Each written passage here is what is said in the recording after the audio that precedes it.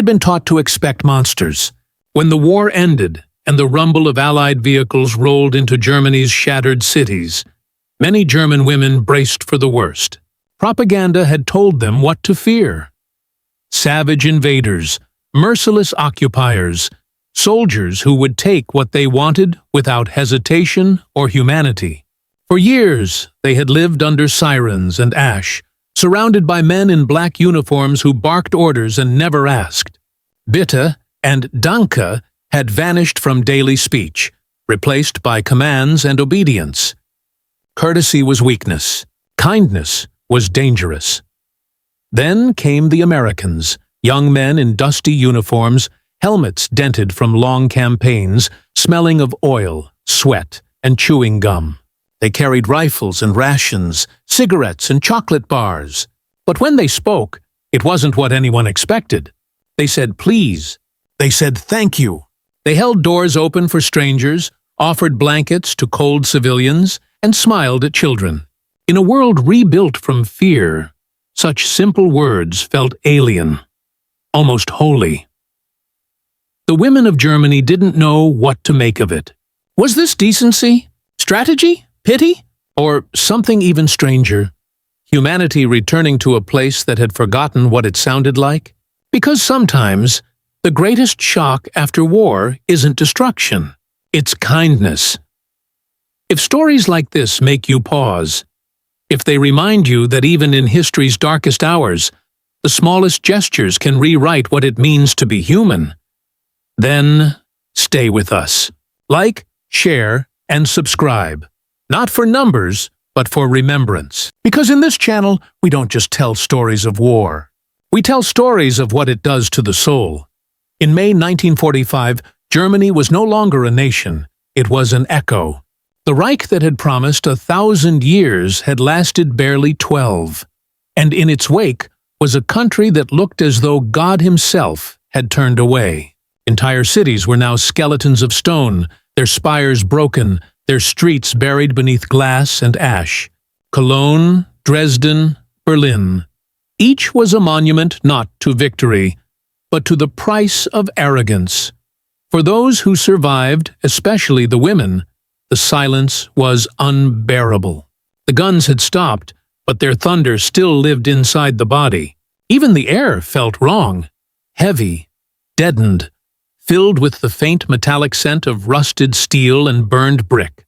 Mothers walked through ruins with children who no longer cried, too exhausted for fear. The men who might have protected them were gone, killed on the front, imprisoned or wandering as refugees through a continent in ruins. What remained were ghosts, and the living who envied them. In the mornings, the women swept their doorways, not out of hope, but habit. There was no one left to visit, no shops to open, no work to return to. The Allies had bombed the factories, and the Gestapo had burned the records. Even the names of the dead were often gone. Only hunger remained, a dull, constant companion. Food was rationed, if it existed at all. People ate boiled weeds, sawdust bread, the occasional scrap traded for a blanket or a memory.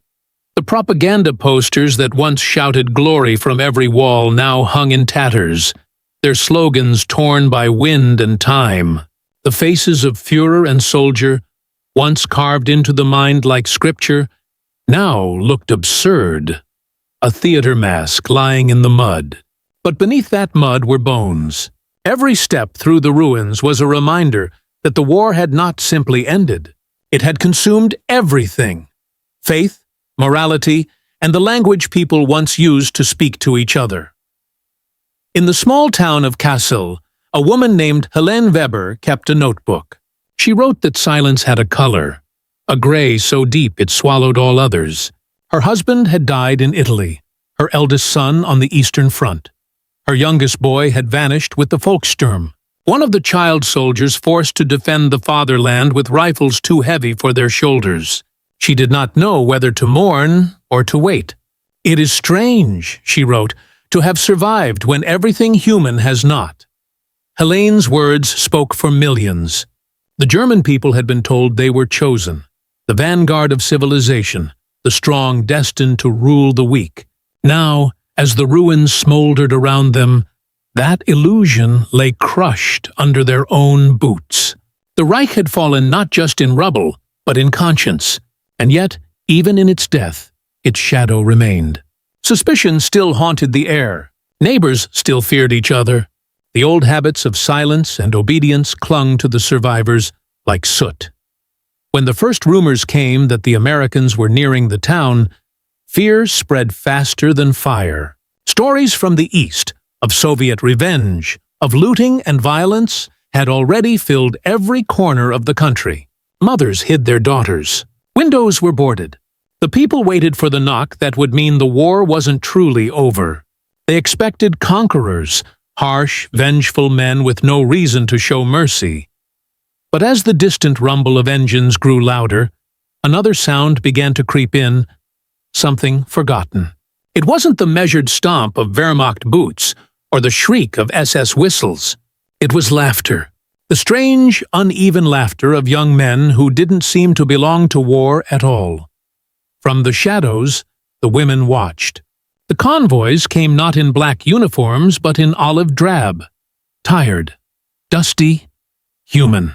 Helmets tilted, cigarettes between lips, some singing to the crackling of portable radios. They didn't march in step. They didn't bark commands. They moved like men who wanted to go home. Helene wrote that she expected cruelty. What she found instead was confusion. The Americans seemed as lost in victory as the Germans were in defeat. They handed out tins of food to children, tossed chocolate bars from their jeeps, waved at strangers who didn't wave back.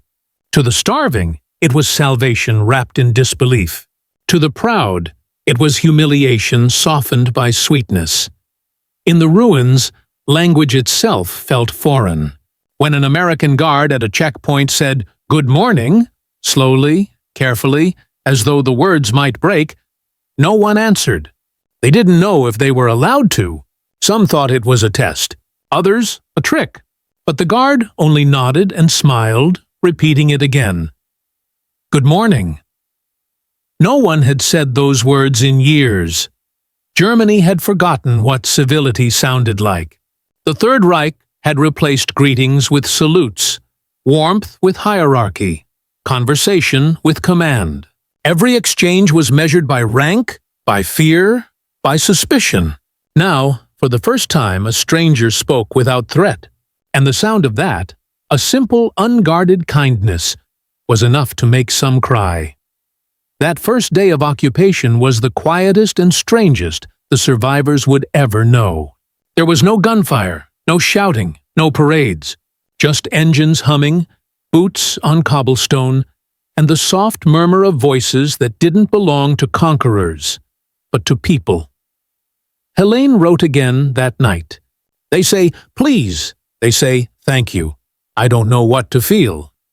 For years, the Reich had taught its citizens that strength came from domination, that mercy was weakness, and compassion was treason. But now, standing in the ruins of her kitchen, Helene realized that the first true act of power she had witnessed in years was neither violent nor cruel. It was a man in a foreign uniform, smiling as he handed her a can of soup. And as she tasted warmth for the first time in months, she felt something unbearable stir. Not gratitude, not relief, but grief. Because only in defeat had she discovered what decency sounded like. In the days that followed, as more convoys arrived and the Americans set up their posts among the wreckage, the silence of Germany began to shift. It was still heavy, still haunted, but beneath it was something new, something fragile, something almost alive. It was the sound of manners, of humanity cautiously returning to a place that had forgotten it existed. They came not with fanfare or flags, but with dust. Convoys rolled in at dawn, engines growling low as they wound through the ruins of Germany's heartland.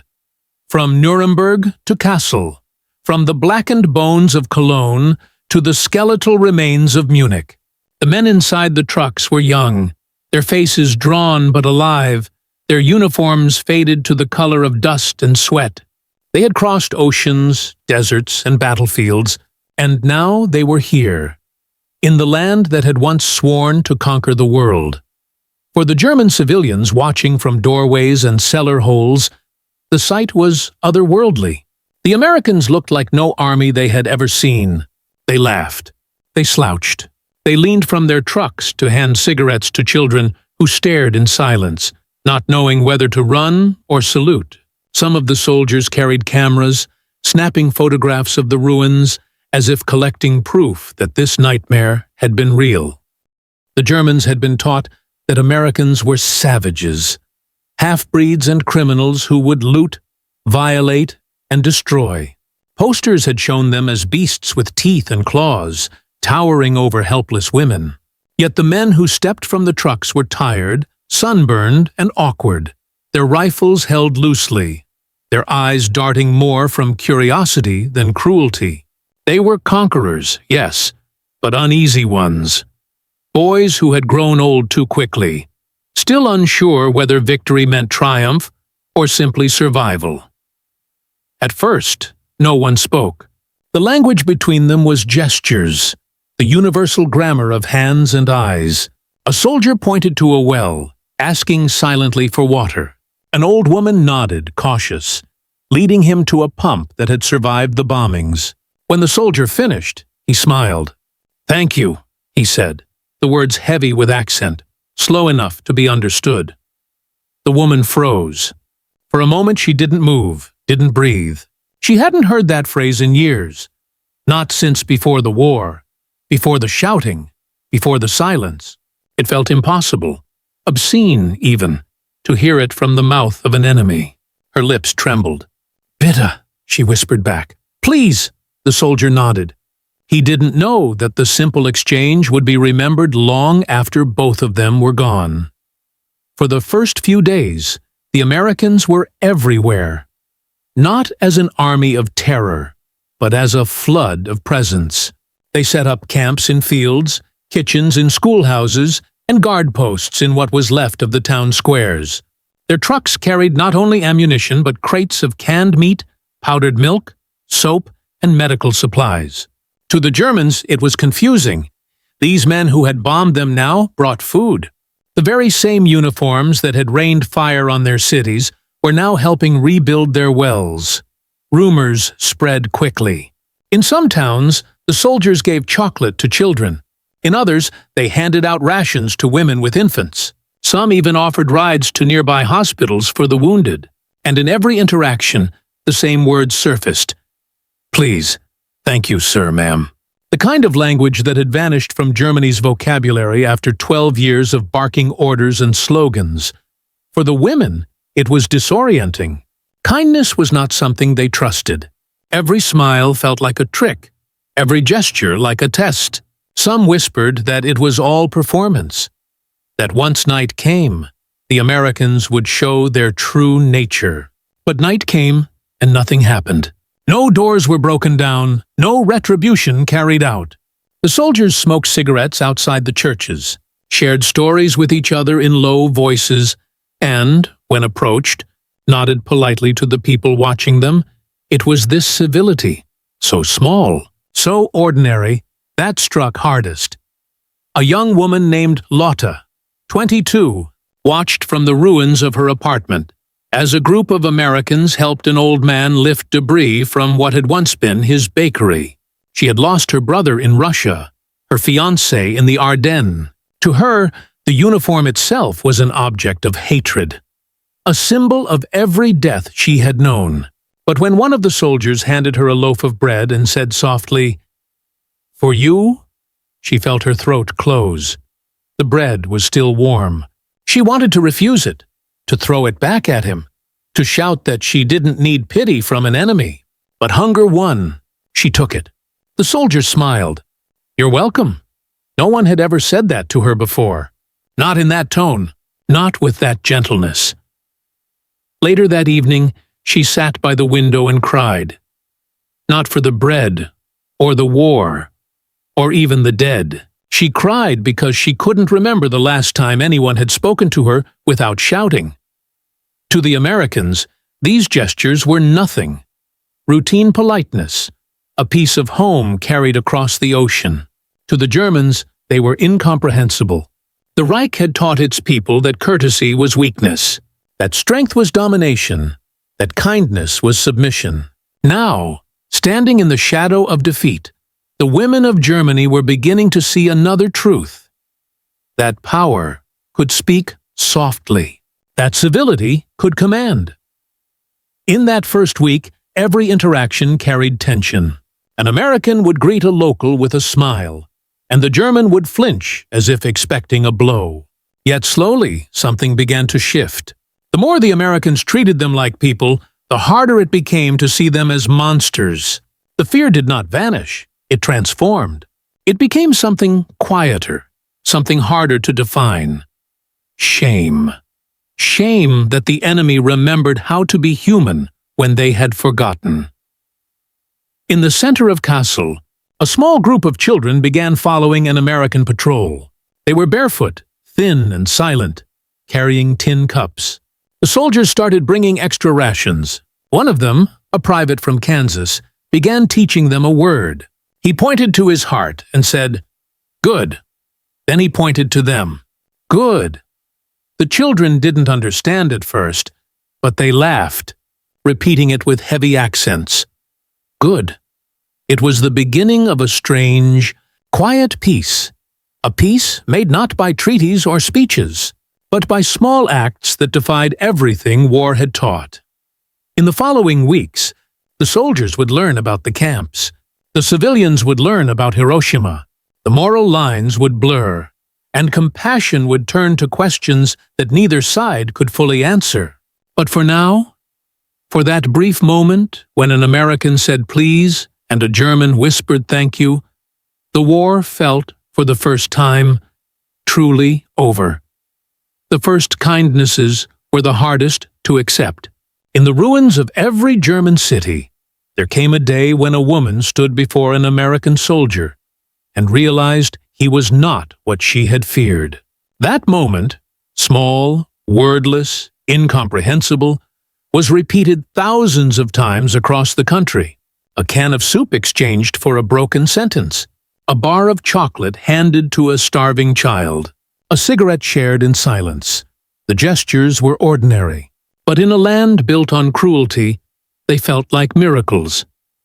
The Americans had arrived from another world, a place where smiles were currency and small talk was armor. They joked, even here among rubble and hunger. Their slang, their music, their strange casualness, it all seemed impossible to the people who had lived under 12 years of shouted orders and whispered fear. For German women, especially, this lightness was unbearable. They had spent the war learning to lower their eyes, to speak only when spoken to flinch at every uniform. And now, these new soldiers said, "Ma'am." They apologized when they brushed past someone in a doorway. They held out their hands to help lift fallen beams. At first, the women suspected mockery. How could politeness survive after what had been done? How could anyone still have the energy to be kind when the world had already burned? But it wasn't mockery. It was habit. The American soldier who offered chocolate to a crying child wasn't thinking about politics. He was thinking of his own sister back home, her curls bouncing as she ran down the street with a Hershey bar in hand. The man who said thank you to a German woman for boiling him water wasn't making a gesture of superiority. He was remembering the way his mother taught him that manners cost nothing and meant everything. This was what unsettled the defeated the most, the discovery that kindness did not belong to victors. It was something the Nazis had tried to erase, something that had no place in their vision of order and strength. Yet here it was again, alive, fragile, persistent, an echo of the humanity they had once traded for obedience. In one village near Bremen, the townspeople gathered to watch a group of American engineers rebuild a bridge. A woman named Clara recalled standing among them, arms folded, watching as the soldiers worked with quiet efficiency. One of them, tall, sunburned, his sleeves rolled, noticed her staring. He tipped his helmet and grinned. "Morning, ma'am." The word struck her like a stone, not because of what he said, but because no one had ever said it to her before without expecting something in return. The next day, he brought her coffee. Not black market grain coffee, not the bitter substitute brewed from chicory. Real coffee, thick and dark and sweetened with rationed sugar. He handed her the tin cup and said, "You look like you need this more than me." She tried to refuse, but her hands shook. He smiled. "Please." The word was too gentle. It broke something inside her. She took the cup and cried. For the Americans, these exchanges were forgettable. Passing moments in a campaign they wanted to end. For the Germans, they were earthquakes. Every polite word, every act of softness, scraped against 12 years of indoctrination that had taught them mercy, was weakness. Even gratitude felt dangerous. To say thank you was to acknowledge defeat, and yet not to say it felt worse, like denying the very thing that was beginning to keep them human. Still, not every interaction was clean. Behind the cigarettes and the smiles, shadows lingered. There were soldiers who exploited their position, who used hunger as currency, who mistook silence for consent. The occupation was not without its ugliness, but even those moments could not erase the broader shock of decency. For every cruelty, there were a dozen quiet mercies, and those were the ones people remembered. Children became the bridge between the two worlds. They had no guilt to carry, no ideology to unlearn. They ran toward the soldiers, hands outstretched, laughing at the sound of foreign words. The Americans began tossing them candy bars and chewing gum, turning occupation into something surreal. A carnival of small miracles in a wasteland of despair. One afternoon in Frankfurt, a soldier named Joe Parsons leaned against his jeep, while a little girl, barefoot and curious, pointed at the insignia on his sleeve. "USA," she sounded out in a soft accent. He nodded and tore his ration bar in half, giving her the larger piece. "America," he said, tapping his chest. Then he pointed at her. "Germany," she frowned, chewing slowly. "No," she said in broken English. "Home," Joe smiled, understanding more than words could say. He nodded again. "Home." Later, when the jeep drove away, she waved until it disappeared. For the Germans, these moments planted seeds that would take generations to bloom. The war had ended, but peace had to be relearned. The women who had once lived in terror of uniforms began to associate them with something else. Not trust, not friendship, but possibility. The sound of boots no longer meant punishment. The smell of tobacco no longer meant interrogation. And the word please began to sound like a door creaking open. But not everyone welcomed it. Among the older generation, resentment festered quietly. Some could not bear the humiliation of being pitied. Others whispered that this new courtesy was condescension, a way for the victors to parade their moral superiority. They were not entirely wrong. For every act of kindness, there was also the weight of power behind it. The Americans could afford to be polite because they were in control. Their decency came without risk, and yet, even so, it mattered. Because kindness, even when unbalanced, still changes something. It doesn't erase guilt, or rebuild cities, or forgive the dead, but it rewires the soul in small, invisible ways. In the evenings, when the soldiers returned to their camps, the women would sit by what remained of their windows, staring at the horizon. Somewhere beyond the hills, music played. A faint hum from a portable radio tuned to swing and jazz, sounds forbidden under the Reich. And for the first time in years, they didn't feel like prisoners listening. They felt like people remembering chocolate, cigarettes, silence. 3 small things, meaningless on their own. But together, they became the vocabulary of a new world. One where power didn't have to mean cruelty, and where defeat could still contain fragments of grace.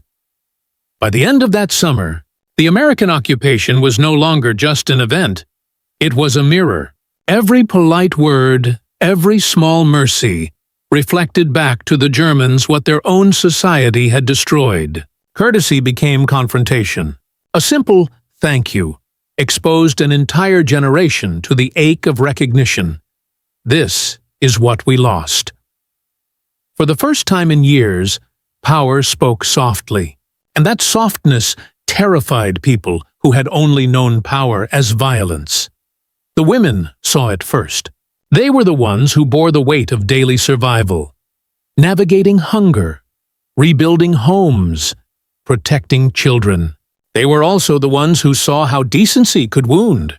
When an American guard said, "Ma'am, after you," to a woman who had once lived under Gestapo watch, the gesture didn't feel kind. It felt unbearable, because beneath that small civility was a question no one dared speak aloud. What happened to us? When did we forget how to be human? Helene Weber wrote in her notebook that year, "The Americans frighten me because they are polite. They make us remember what we became." It was not just the defeated who struggled with morality. The victors, too, were staring into their own reflections. The Americans entered Germany carrying not only food and supplies, but guilt. The unspoken guilt of Hiroshima, of Dresden, of the firestorms that had killed civilians by the tens of thousands. They walked through ruins they had helped create and tried to atone through manners. Perhaps, deep down, they knew that every please and thank you was also a prayer, a quiet attempt to civilize the destruction they had delivered. In the chaos of victory, both sides were haunted by the same truth. Decency feels heavier when you've seen what happens without it. To some Germans, the American civility felt like a performance. They watched soldiers smiling as they distributed rations and whispered among themselves that this was all theater, an illusion of humanity masking another kind of control. It was easier to believe that kindness was manipulation than to face the moral void left by the Reich's collapse. To admit that the enemy was kind was to admit that the Reich had been wrong, not just in its leadership, but in its soul. Still, not everyone resisted. Younger women, in particular, began to accept the gestures at face value. For them, the Americans represented not moral judgment, but possibility. They were a glimpse of a freer world, one where laughter wasn't rationed, where music wasn't censored, where a woman could speak without waiting for permission. Many of these women would later marry their occupiers, leaving behind the ruins to start new lives across the ocean. Their children would grow up bilingual, carrying inside them a strange inheritance, the blood of both conqueror and conquered, bound together by the accident of kindness. But for those who stayed, the moral reckoning deepened.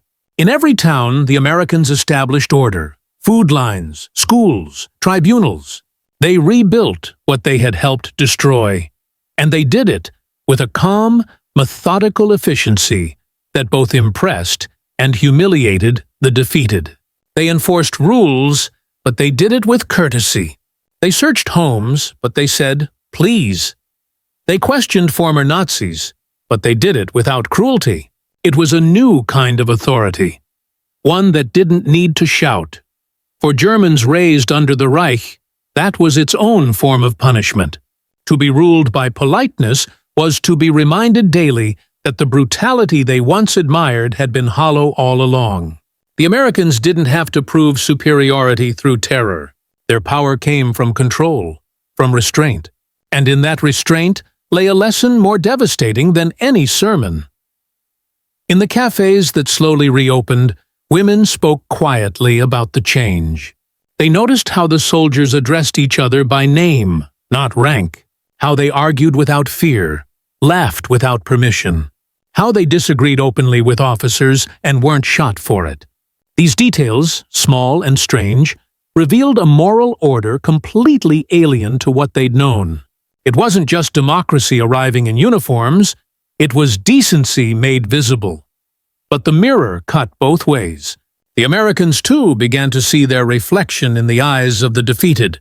Some were unsettled by the reverence they received, the way their politeness was mistaken for sainthood. Others began to understand how easily power corrupts, even when cloaked in good intentions. They saw the temptation of control, the subtle satisfaction of being obeyed. They felt the fragility of their own civility and wondered how long it would last if the roles were reversed. War had not ended.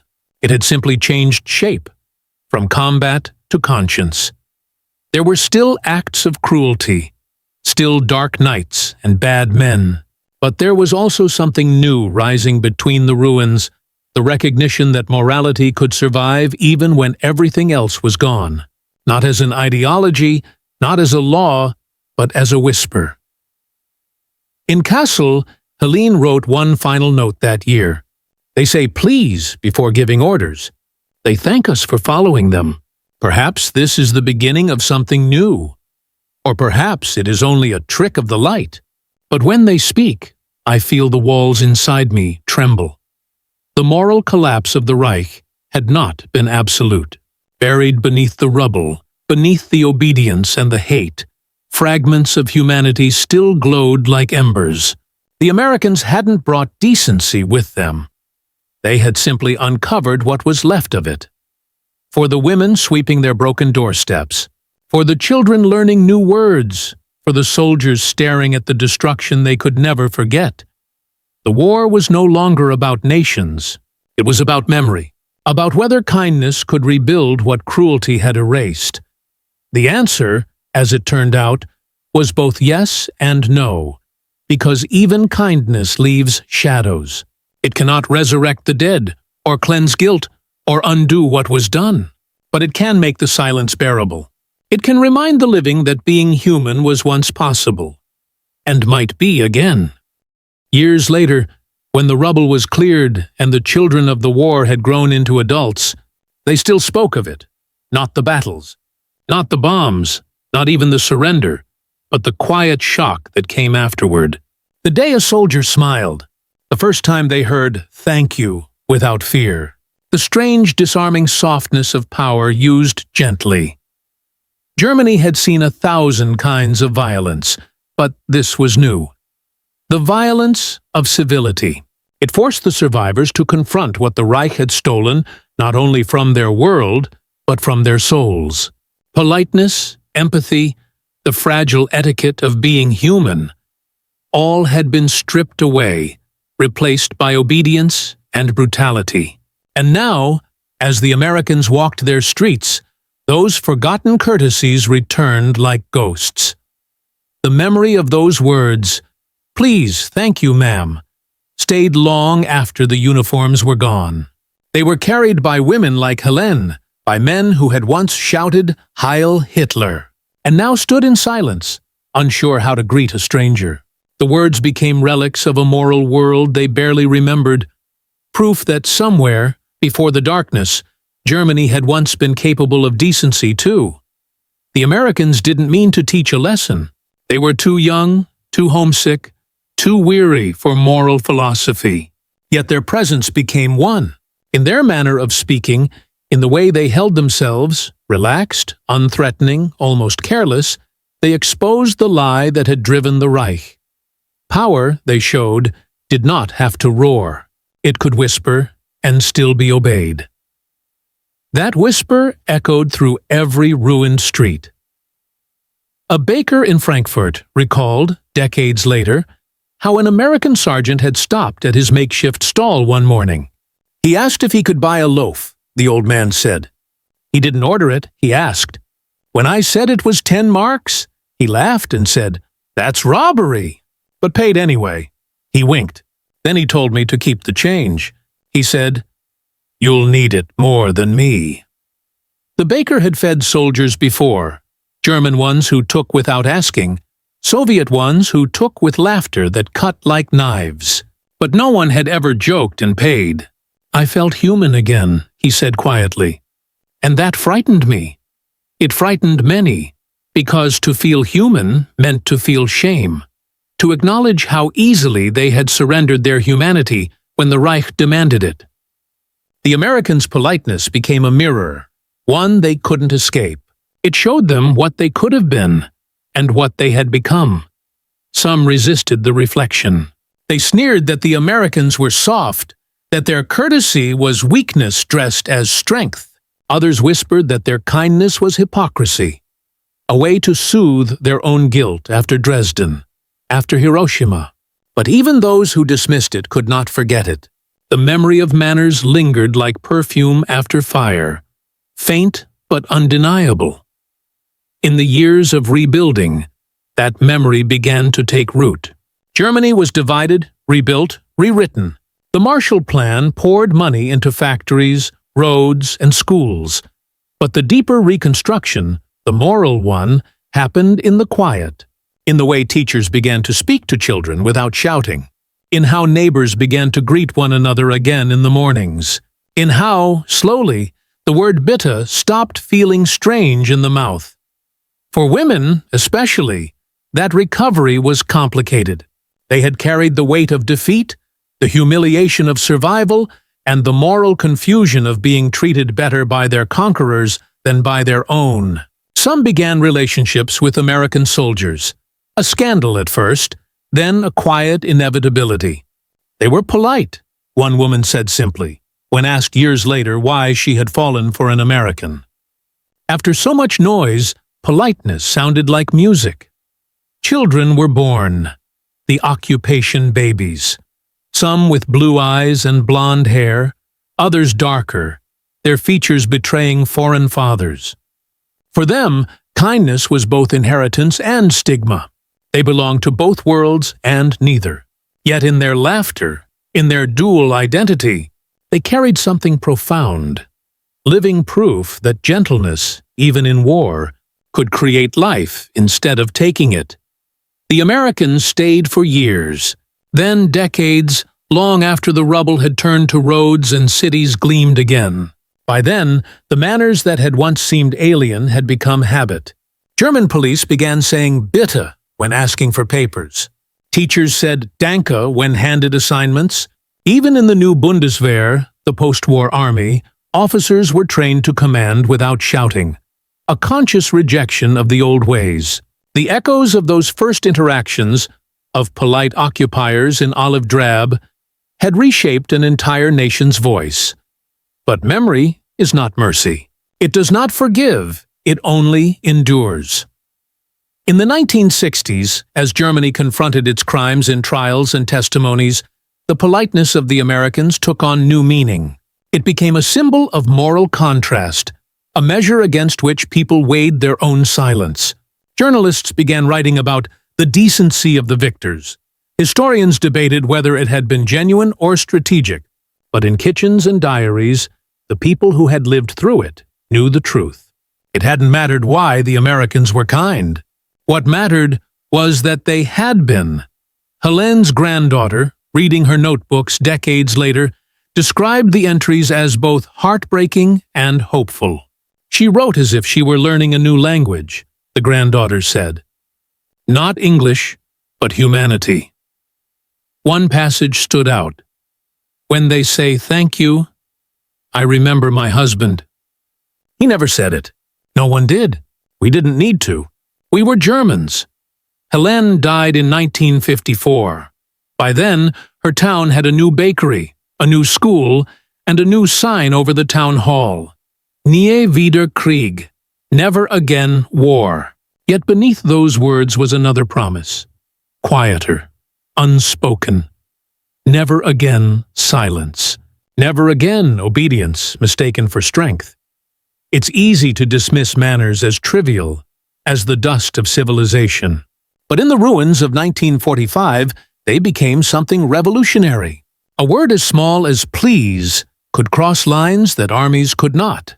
A thank you could begin to heal what ideology had destroyed. That was the true legacy of the occupation. Not victory, not punishment, but rehumanization. The Americans, for all their flaws, reintroduced a moral rhythm into a society that had forgotten how to listen to itself. Their civility was not perfect. It coexisted with cruelty, with arrogance, with hypocrisy. Yet, even so, it left an imprint deeper than any parade or policy. Because, in the end, history is not rebuilt by treaties or governments. It's rebuilt in the spaces between people. in how they speak, how they listen, how they see one another. And in that space, after the fire, after the silence, after the lies, a new Germany began to breathe, not through speeches or ideology, but through the smallest of sounds. Bitte. Danke. Words that had once been lost, found again in the mouths of the defeated. Years later, when American soldiers returned as tourists, some found themselves welcomed with warmth they hadn't expected. A shopkeeper in Munich refused payment for a cup of coffee. "You've already paid," she said. A long time ago. The man didn't understand at first. But she did. For her, it wasn't about money or even memory. It was about acknowledgement. A quiet exchange between past and present, between occupier and occupied, between two people who had learned that even the smallest act of decency can outlast a war. Because history isn't just written in blood. It's also written in the tone of a voice, in the space between a question and an answer, in the courage to say please when the world expects command, and thank you when it expects silence. The Germans never forgot how those words sounded in 1945. The strange softness of them, the shock, the shame, the unexpected relief. They carried that sound through generations until one day it no longer felt foreign. It became German again. And in that quiet rediscovery, not of pride, but of humanity, the real victory of that war was won.